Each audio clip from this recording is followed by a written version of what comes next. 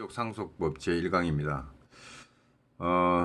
지원림 민법 강의 제18판이죠. 18판 1859페이지에 가족법 서론이 나옵니다.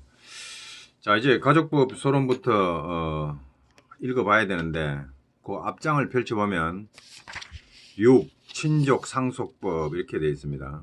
친족상속법. 그 밑에 보면 제1장 가족법 서론이고 제2장이 친족법이고 제3장이 상속법인데 2장과 3장을 합친 것이 이제 친족상속법 이렇게 해야 되는데 많은 학자들이 이를 가족법이다. 친족법과 상속법을 합쳐서 가족법이라고 부르고 있는 것 같아요.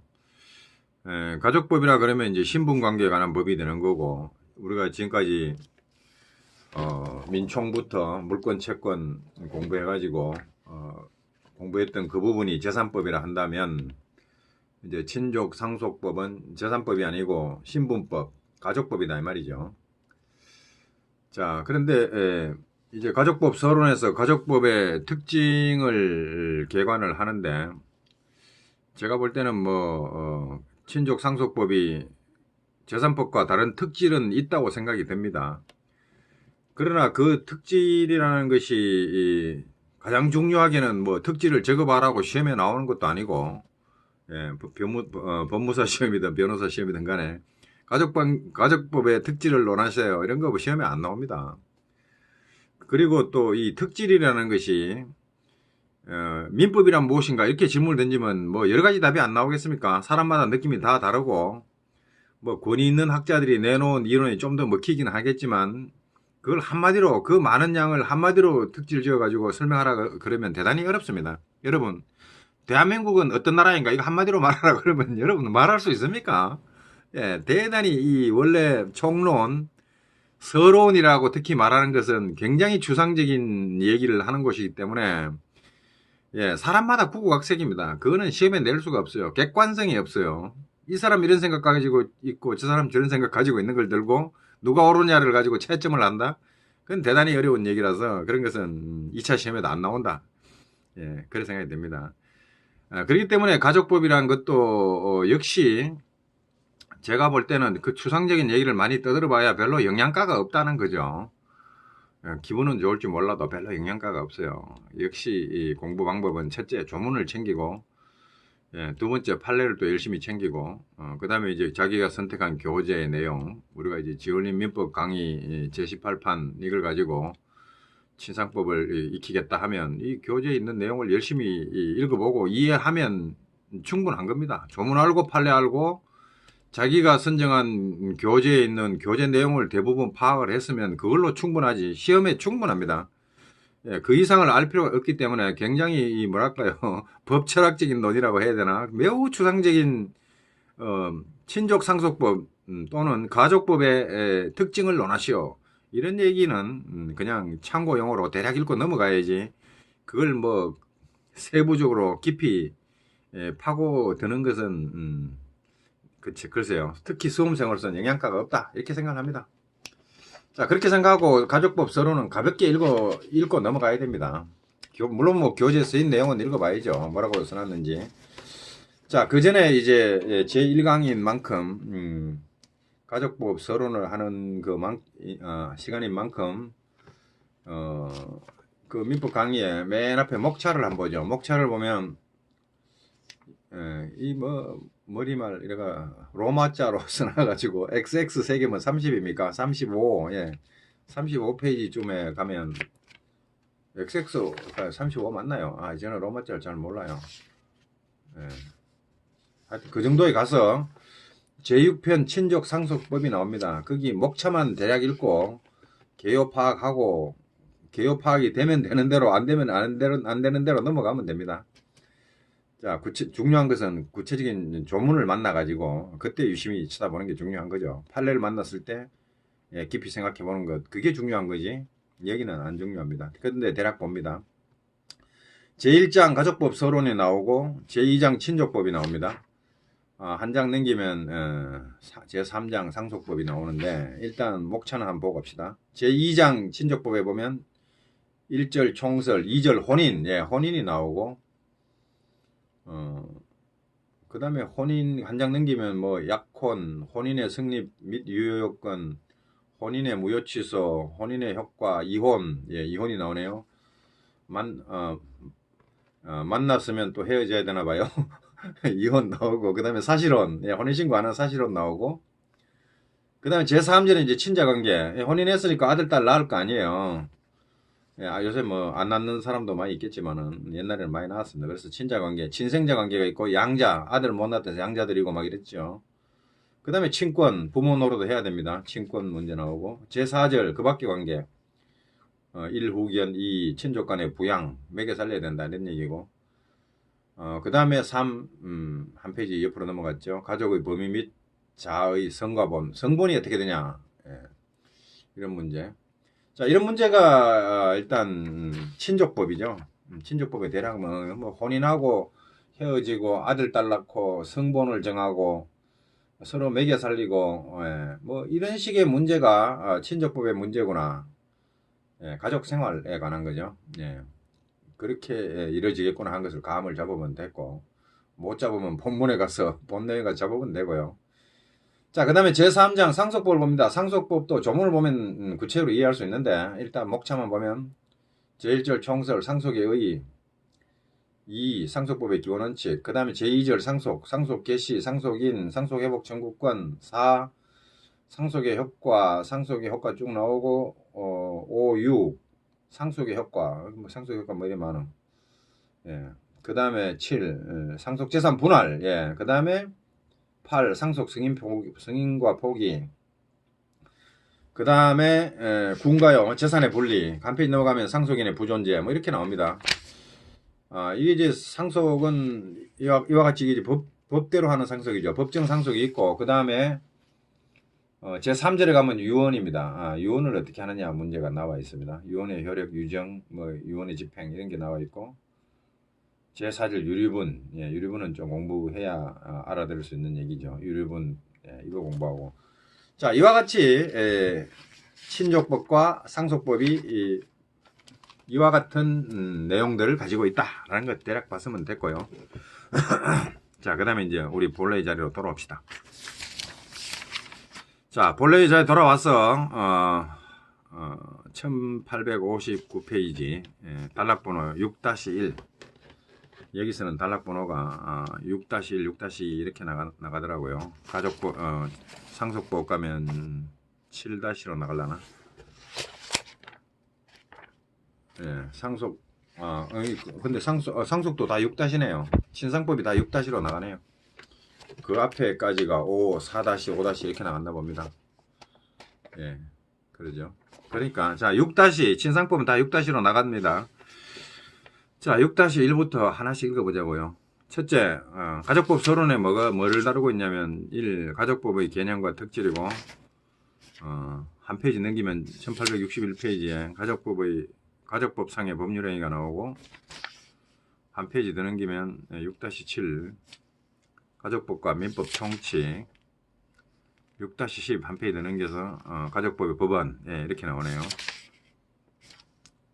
자, 뭐 감이 잘 안 들어옵니다. 이거 목차 읽어갖고 뭔 얘기 하려는지 감도 잘 안 들어오고, 예, 제가 볼 때는 이 서론은 사실 안 읽고 넘어가도 하등 상관없는, 여기에 뭐 엄청 중요한 내용이 들어있어가 이거 모르고 다음을 읽으면 다음에 내용이 안 읽힌다 하면 반드시 챙겨 읽어야죠. 근데 그런 게 전혀 아닙니다. 이거 확 뛰어넘어가도 확 뛰어넘고 6-13 친족법 거기서부터 읽어도 전혀 지장이 없습니다. 그러니까 앞부분은 그야말로 서론, 예, 맛보기인데 그래서 별로 영양가가 없어요. 영양가가 없지만 그래도 지원령 교수님이 애써 적어놨기 때문에 성의를 봐서 뭐 한번 읽어준다라는 기분을 읽으면 돼요. 진짜 영양가 없어요. 자, 봅시다. 6-1로 옵니다. 자, 가족법의 개념과 특질. 가족법이 뭐냐? 친상법입니다. 가 개념, 이건 뭐 여러분이 읽으시고, 두 번째 단락 창고를 봅니다. 참고에 하나, 둘, 셋, 네 줄에 내려오면, 자, 다른 한편 사망에 따른 재산의 승계를 다루는 상속법이 재산승계법의 실질을 가지지만, 법정 상속인이 일정한 범위의 친족에 한정되는 등 친족법과 밀접한 관련을 가진다. 제가 볼 때는 그래요. 자, 우리가 친족법과 상속법 그랬는데, 친족법은 그야말로 신분법입니다. 혼인하고 애 낳고 성본 붙여주고, 예, 이혼하고 양자 드리고, 이 전부 친족에 관련된 문제들이에요. 그야말로 신분법이 맞습니다. 근데 상속법은 사실 사람이 죽고 나면 그 재산을 어떻게 처리하느냐 문제 아니에요. 그게 이제 상속법이 처음 시작될 때는 신분이 관련이 있어요. 왜? 상속인이 누가 되냐를 정해야 되기 때문에 신분과 어느 정도 관련을 맺어요. 신분과 관련이 있죠. 예. 혈족, 혈족이어야만 상속인이 될 수 있다. 이렇게 되니까 혈족이라는 게 신분이고, 신분과 상속법의 신분적 내용이 거기 들어갑니다. 근데 그거밖에 없어요. 그 다음부터는 재산 물려받아가지고 어떻게 하냐. 재산 물려받아 관리하고, 재산 분할하고, 아버지 빚진 거 빚 갚고, 예? 빚 못 갚겠다 하는 건 내가 먹고, 뭐 이러는 얘기가 다 재산 얘기지. 거기, 아니, 사람 사망했는데 신분 관계가 처음 출발할 때 간단히 정리되면 끝이지, 신분 관계가 그로부터 파생되어서 계속 뭐 신분 관계가 벌어지는 게 아닙니다. 앞으로 벌어질 일은 상속에서는 재산적인 문제밖에 사실 없어요. 그런데 이걸 굳이 뭐 친상법을, 가족법, 상속법을 특히 가족법이다. 그것은 생각하기 나름이죠. 생각하기 나름이고, 뭐 일반적으로 학자들이 야 그거 저 조원복이 시끄럽다마 상속법은 저 신분법이 맞다고 하니까 예 알겠습니다 이러고 기차서 넘어가는 거지. 이것도 따지려면 뭐 상속재산은 재산승계법 그렇죠. 상속법이 재산승계법의 실질 아닙니까? 재산승계하는 게 재산법이지 무슨 또 신분법이라 그래. 이렇게 시비를 걸 수도 있어요. 걸 수도 있지만 아이고 뭐 시험에서 그렇게 중요한 것도 아닌데 그것 따지가 시험 합격할 것도 아닌데 그냥 넘어가면 돼요. 그러려니 하고. 그래서 서론이 별거 없다 이 말이죠. 자 넘어갑시다. 자 이 중에 그 다음 단락입니다.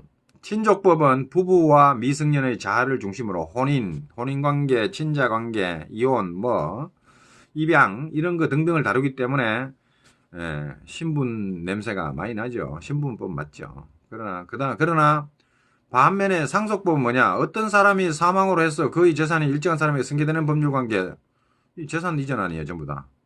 예. 유언, 재산 누구한테 몰라줘라. 이거 하는 거 아니에요. 예? 상속을 통해 가지고 신분 관계가 상속될 일은 없습니다. 옛날에 호주 상속 뭐 있어가지고 그때는 몰라도 지금은 뭐 호주 상속도 없고 순전히 재산 상속인데 이런 게 상속법이다. 근데 여기서 백날 따지면 뭡니까? 상속법 조문 보면서 하나씩 살펴보면 다 이해가 되는 얘기들이고. 자 넘어갑니다. 그 다음에 6-2로 갑니다. 가족관계 특질. 뭐 특질이 있겠지 하고 넘어갔대요. 솔직히. 자, 첫 번째 줄 읽어봅니다. 인간의 생활관계는 가족관계와 재산관계로 대별된다. 친상법 하기 전에 우리가 재산관계를 충분히 공부했으리라고 보고, 자, 지금부터는 가족관계를 본다. 이런 얘기죠. 그 다음에 이제 그 목차를 보면 괄호 1번 숙명성과 자주성, 한 페이지 넘어가서 2 비타산성, 3 보수성, 뭐 이렇게 갔는데 이거 몰라도 돼요. 몰라도 되고 적어놨으니까 성의를 봐서 눈여기 대략 하고 갑시다. 그 1. 숙명성과 자주성. 세 번째 줄에 가족관계는 통상 숙명적이다. 그렇죠. 내가 부모를 선택하고 이렇게 태어난 게 아니라 어느 날 보니까 내 부모가 이 사람들이 돼 있고, 낳는 사람도 마찬가지입니다. 좋은 보이 같은 인간 낳으려고 낳은 건 아니겠죠. 낳아 보니까 저런 인간이 나온 거죠. 숙명적입니다. 이 선택의 여지가 별로 없었다. 물론 이제 애를 낳을까 말까는 선택을 했겠죠. 그런데 저런 인간이 태어날 거라고 선택을 못 했겠지. 그죠? 낳고 싶은 걸 못 낳은 거요. 그러면 우리도 할 말 있죠. 나도 부모한테 그러면 안 되죠. 돈 없는 부모 만나려고 생각을 안 했다. 또 이렇게 튀어나온 애들 많죠. 요새. 그러니까 숙명적이다, 그지? 숙명적이다, 이 사람들. 참고 살아라고. 이렇게 하면 되네요. 자, 그 다음에 괄호 B는 그냥 읽어보세요. 넘어갑니다. 1860페이지로 한 페이지 넘어가면은 뭐 두 번째 줄에 뭐 법률에 의한 유형의 관계, 이런 가족관계의 법정주의 때문에 뭐 별로 안 중요해요. 물권 법정주의가 생각나네. 가족관계 법정주의인가? 그러니까 이제 친족법 오면은 지멋대로 우리 법에서 정한 어떤 유형에 따라야지. 예, 우리나라 민법이 인정하지 않는 이상한 가족관계를 만들어 가지고 지 마음대로 할 수는 없다. 그게 가족관계 법정주의 아닌가 싶습니다. 법률에 의해서 유형을 강제한다.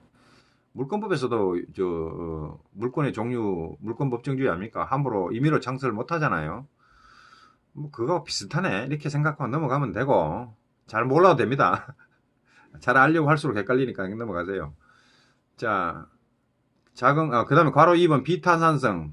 두 번째 줄에, 재산관계는 굉장히 계산적인데, 여기는 지금, 예, 우연히 이런 부모 만났고, 우연히 저런 자식 낳았으니까, 자연 발생적이죠. 예, 자연 발생적입니다. 이거 참, 이게 우리 입맛대로 됐으면 아들, 딸, 거 낳고, 아들, 딸도 돈 많은 부모 골라가 딱 태어나고, 얼마나 좋아. 그게 안 됐다, 이거지. 태어나고 보니까, 이거 우리 부모 거지네.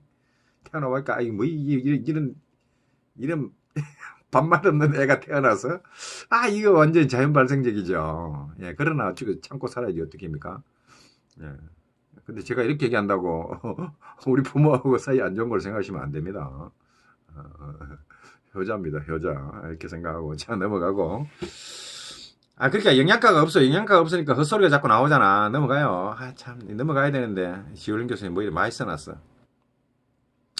참고, 예. 예, 이거는 조금 읽어볼만 한가. 시험에 나와서 그런 게 아니라, 예, 비판을 가하는 게 있죠. 가족관계는 비합리적이고 맹목적인 반면 재산관계는 합리적이고 타산적이라는 종래의 통설적 입장. 특히 곽윤직 민법 정치. 예, 이 타당한가 하는 점이 근본적으로 검토돼야 한다. 예, 검토될 수 있다고 생각합니다. 왜냐, 곽윤직 세대와 양창수 세대, 조원봉 세대가 세대가 다를 수 있기 때문에 가족관계를 이해하는 뭐랄까요, 가치관, 인생관이 완전히 다를 수 있기 때문에 똑같은 조문을 놓고도 다르게 생각할 수 있다 생각이 듭니다. 그래서 뭐 비판을 가할 수 있지. 예. 자, 그 다음에 특히, 넘어갑시다. 영양가 없어. 자, 그 다음에 다음 단락으로 내려갔어. 한 줄, 두 줄, 세 줄 내려갔어. 그 결과 특히 친족법상의 권리는 원칙적으로 일신전속권이고, 원칙적으로 일신전속권, 원칙적입니다. 예외 많습니다. 원칙적으로 일신전속권이다. 대리가 허용되지 않을 뿐만 아니라 양도나 처분의 대상으로 되지 않는다. 그렇게 하면 뭐해? 다만 806조 사망 있어갖고 예외가 바로 튀어나와 버리는데. 그러니까 원칙이 별로 있어봤자 원칙이 큰 힘발휘도 못하고 그냥 그러려니 그러니까 영양가가 없다고. 내가 영양가 없다면서 왜 이걸 자꾸 읽는가 몰라. 예, 그게 그렇다도 우리 교재를 존중하는 정신에서 읽어주는 거죠. 진짜 서로는 이건 안 읽어도 돼. 예. 내가 이걸 확 넘어가려다가 처음 보기 강의 엄청 성의 없다 할까봐 어쩔 수 없이 읽습니다. 자, 806조 사망. 이 조문 읽는 거는 영양가가 있어요. 조문은 우리가 챙겨야 할 거거든요. 806조 제3항 정신상 고통에 대한 배상 청구권, 이 위자료죠. 배상 청구권은 양도 또는 승계하지 못한다. 이게 가족법이다 이거죠. 이게 원칙이라 이거지. 그렇죠. 그러나 원칙이 있으면 뭐해? 예외. 그러나 당사자 간에 이미 그 배상에 관한 계약이 성립하거나 소를 제기한 후에는 양도 승계할 수 있답니다.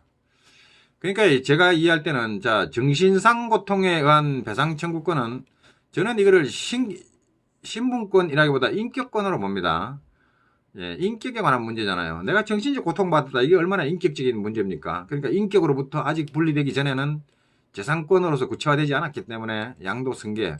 지금 정신상 고통을 앓고 있는 사람이 인격적으로 정신상 고통을 벗어날 생각을 해야지 거기서부터 손해배상이 발생해가 그 배상 청구권 챙겨가 팔아먹을 생각. 예, 이 재산적인 계산부터 먼저 하면 안 되겠죠, 인간적으로. 그래서 아직 인격적 지위, 인격적 상태에 머물러 있는 정신상 고통에 대한 배상 청구권은 아직 재산권이 되지 못했다. 그래서 양도 승계가 안 되는 거고. 그러나 당사자 간에 이미 그 배상에 관한 계약이 성립했다. 그럼 액수 계산서 다 뽑혀 나왔다는 거 아니에요. 그럼 소재기 할 때, 청구 취지, 금 1억 원을 위자료, 금 1억 원을 지급하라. 이 계산서 다 뽑혀 나왔습니다. 계산서 다 뽑혀 나왔어? 그러면은 구체적 권리, 재산권으로 이미 변했네. 정신상 고통이 돈으로 전화해가지고 재산권으로 신분권이 인격권이 재산권으로 탈바꿈을 했습니다. 이제부터는 재산이야. 이제부터 재산이다. 재산권이 양도 승계할 수 있죠. 저는 806조 사망을 그런 취지로 읽어요. 요거를 뭐 신분, 일신전속적인 신분권이라 볼 수도 있고, 뭐 일신전속적인 인격권이라 볼 수도 있고, 그것이 재산으로 전화되어서 구체화되었을 때는 양도승계 가능하죠. 재산 돈덩어리인데 이거 뭐 왜 못 팔아먹어? 팔아보면 되죠. 본문 요걸 팔아먹으려면 사람 인격 자체, 여보시오, 당신은 인격을 팔아먹고 사시오? 인격을 팔아먹고 살면 안 되죠. 그래서 양도 못 하는 겁니다. 인격을 떠난 재산, 그때부터는 막 팔아먹으면 되지 뭐. 자, 인격과 재산. 제가 변호사를 지을 때, 요새 변호사 재밌더만. 변호사가 아니고 변호사라며. 변호사 지을 때 모내기 하고 막 피땀 흘려 일하죠. 피는 안 흘렸지만 땀 엄청나게 흘리면서 일을 합니다. 자, 일을 하면은 내 지금 노동력 인격 자체가 투자되고 있는 거잖아요. 그 단계에는 못 팔아먹어요. 근데 내 인격에 나의 이 신체적인 어떤 힘의 결과물이 나중에 가을 들판을 수놓는 그 누런 황금 쌀알, 황금벼 변홍사, 황금 쌀알로 이게 전화돼 가지고 그것이 재산으로 구체화돼 가지고 타작해 가지고 쌀가마를 만들었을 때는 그때는 팔아먹을 수 있죠. 그때는 나의 인격을 떠나가지고 그것이 재산으로 변해 있는 겁니다. 그때는 그건 나의 피땀이라기보다 그냥 재산 그 자체죠. 재산, 나의 인격이 분리돼가지고 나의 인격의, 인격적 노력의 결실이 재산으로 변해가지고 인격과 독립돼서, 신분과 분리돼서, 인격과 분리돼서 독립된 재산으로 변해있을 때는 그 재산은 양도 막 팔아먹어도 되는 거죠. 뭔 얘기가 여기까지 온 겁니까? 뭐 하여튼 여기까지 온 겁니다. 하여튼 이렇게 갑시다. 자, 그래서 교재 우리 보던 자리 친족법상에 걸리는 원칙적으로 일신 전속권이고 대리가 허용되지 않을 뿐만 아니라 양도나 처분의 대상으로 되지 않는다. 그거 하면 뭐하냐? 여기 단서에서 인격을 떠난 신분을 떠난 재산으로 바뀌었을 때는 양도승계 가능하다. 제가 지금까지 떠는 이유는 이겁니다. 이 사망을 한 문장 한 문장 잡고 한 조문 한 조문 잡고 그렇게 우리 스스로 개별적으로 이해를 해버리면 되는 거지. 이것을 굳이 가족법 서론에 넣어가지고 친족법상에 걸리는 일신전속적이다. 이 큰 선언을 하고 대리가 허용이 안 되고 양도 처분이 안 된다. 이렇게 대선언을 하고 그렇게 할 의미가 특히 수험생한테는 별로 없다 이거예요. 뭐 그거 그렇게 안 떠들 줄 몰라도 이거 806조 사망에 이런 거 있네. 이게 인격 신분으로부터 분리된 재산은 양도할 수 있게 되는구나. 이렇게 의미를 806조 사망에서 느껴버리면 되는 거지. 가족법 서론에서 거창하게 저렇게 떠들 이유가 없다. 이게 이연사 이렇게 외칩니다. 이 저희 주장입니다. 자, 넘어갑시다. 자, 그 다음에 보수성. 보수냐 진보냐 이거 지금 따지는 거예요. 가족관계는 보수성이다. 가족관계는 보수성이요. 우리 가족 보수적이에요. 저는 진보적입니다. 자, 이렇게 갑시다. 가족관계가 보수성이랍니다. 가족관계 보수성. 근데 요새 저 헌법 불합치 결정을 받아가지고 넘어갑시다. 자, 넘어가고 또 제가 진보 보수했더만 조원봉이 또 정치 성향, 진보 성향. 저 진보 성향 아닙니다. 과거에 진보로 분류가 됐었는데 요즘은 보수적입니다. 제 친구들 중에 보수 친구가 훨씬 더 많아요. 그래서 보수성입니다. 요새는. 자, 그러니까 넘어갑니다. 이 보수성이 왜 나와가지고 사람이 이 보수성이 말이죠. 정치 성향만이 아니고 가족관계 법이 보수성을 가지고 있다. 근데 이게 중요하지 않은 시험에 안 나오니까 넘어갑시다. 자, 6-3 가족법의 특성 강행 규정이다. 가족법을 이것도 진짜 영향가 없다. 넘어갑시다. 한마디 굳이 하자면 대부분 강행 규정이다. 뭐 그렇겠죠 뭐. 혼인 관계를 대한민국 법질서에 안 따르고 지멋대로 하고 이혼도 지 맘대로 하고 그거 누가 국가가 허락합니까? 혼인 신고해야 되고 이혼 신고해야 되고 그 다음에 뭐 여러 가지 그죠. 신분 관계를 형성하는데 가족 관계를 형성하는데 그걸 네 맘대로 막 해라. 물론 이제 자유에서 근데 이게 참 어려워요. 유형 강제 이런 방식으로 해라. 유형은 강제하지만 나 쟤하고 결혼하겠다 안 하겠다 이건 자유죠. 그러니까 자유로운 부분과 강제되는 부분이 이게 혼재돼 있어 가지고 이거를 법 조문을 보면서 판례를 보면서 하나하나 따질 때는 이해가 되는데 이거를 서론에 놓고 한마디로 다 말해봐라 하면은 이 사람 이거 생각하면서 이런 얘기하고 저 사람 저거 생각하면 저런 얘기하기 때문에 여기 결론이 안 나와요. 그냥 넘어갑시다. 유형강제 하나 보죠. 혼인신고, 위반신고. 그럼 신고해야지. 신고 안 하면 돼? 그걸 유형강제라 부르네요. 그럼 강제 신고해야지. 신고해야 됩니다. 신고 안 하면 법률로는 인정 안 해줍니다. 그래서 이렇게 구체적으로 알면 돼요. 유형강제는 몰라도 되고요. 답안지 쓸 일도 없고. 자, 그 다음에 괄호 B. 재산관계에 관한 규정은 대체로 임의규정이다. 그렇죠. 재산은 막 팔아먹어도 되죠. 사람만 안 팔아먹으면 되죠. 인신매매 안 하면 되죠. 인신매매 못하도록 강행 규정해야 될 거고 재산이야 막 팔아먹어도 되죠. 그건 임의규정입니다. 그렇게 이해하고 넘어갑시다. 이 교재 여러분 읽어보세요. 제가 읽으면 읽을수록 뭐랄까 여담이 많이 나와서 영양가가 없고 시간을 좀 끌기 때문에 넘어갑니다. 자, 그 다음에 이 양성평등성. 양성평등 이거 우리 헌법적 가치잖아요. 예, 점점 이렇게 바뀌어가고 있습니다. 자, 두 번째 괄호 B를 봅니다. 자음괄호 B. 근데 헌법적 가치 양성평등의 이념을 실현하는 건 좋은데 네 번째 줄에 가보세요. 그러면 종래에는 그 계모와 그러니까 아버지의 내 엄마 말고 그죠? 나를 낳아준 생모 말고 아버지가 나의 어머니 아닌 여자와 둘이 살고 있으면 부부관계를 맺고 있으면 그 사람이 나한테 계모죠. 예, 계모자 관계가 계모와 그 계자인가요? 계자라 그러나? 우리가 자기 엄마 아닌 아버지의 배우자를 계모라 부르는 건 알겠는데, 그러면 그 계모는 그 밑에 자기 남편의 자식, 자기 아들, 자기가 낳지 않은 그 아들을 뭐라고 불러요? 그냥 아들이라 부르지 않나? 계자라 부르나? 계모, 계자 이렇게 부르나요? 계모는 아마 이어받은 의미 이래가지고 계모. 내 엄마 말고 나의 엄마의 자리를 이어받은 계승할 때 계자 맞죠? 이게 한문이 안 나와서 모르겠네. 그 계모인데 이어받은 엄마인데 자식은 이거 뭡니까? 자식은 계자가 아니겠네. 왜 이어받은 아들이 아니고 원래 그 자리에 있던 그 아들이네. 그래서 계모와 그 자녀와의 관계 이게 계모자 관계 제대로 이해한 건지 모르겠습니다. 근데 제대로 알 필요도 없는데 어쨌든 그 누구를 지칭한지는 알겠죠. 계모와 그 사람 그 아들 그죠?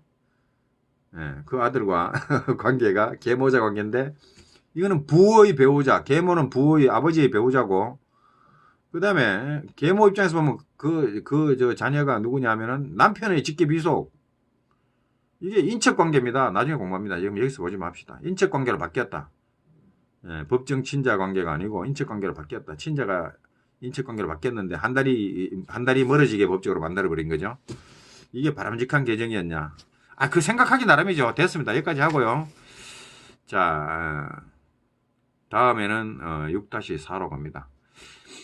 조금 더 설명을 덧붙이면 왜 강의와 관련했어요. 제가 지원린 민법 원론 2017년판을 강의를 다 했었는데 거기에 친상법이 없습니다.